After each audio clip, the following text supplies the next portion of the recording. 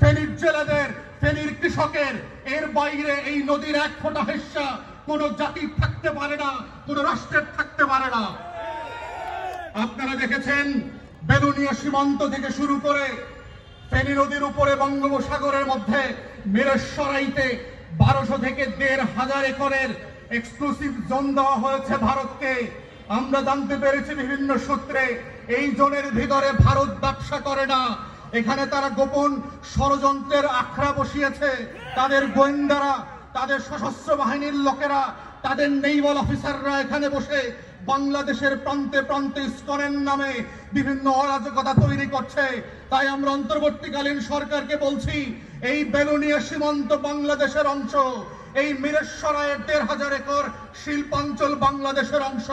এইটা কোনো রাষ্ট্রকে লিজ দেওয়া হয় নাই, লিজ দেওয়ার কোনো এখতিয়ার নাই।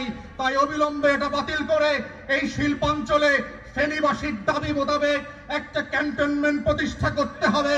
আমাদের সীমান্ত, আমাদের স্বাধীনতা, আমাদের সার্বভৌমত্ব রক্ষার যে লড়াই গত জুলাই আগস্টে করেছে, এই লড়াইয়ে বেলুনিয়া সীমান্ত আমরা বিক্রি করে দিতে পারবো না। আমরা 2000 একর শিল্পাঞ্চলের নামে দিল্লির গোলামী আর দাসত্বের কাছে মাথা নত করে দিতে পারবো না।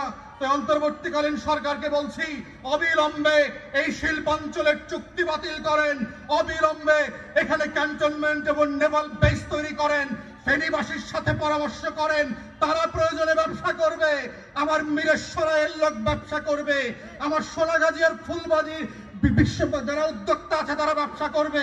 এখানে ভারতের ব্যবসায়ীদেরকে, ভারতের দালালদেরকে আমরা ব্যবসা করতে দেব না।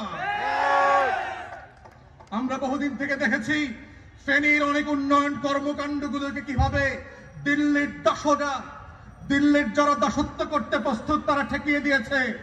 ঢাকা থেকে ফেনীর ট্রেন লাইন স্থাপন করতে দিচ্ছে না ফেনীর সাথে।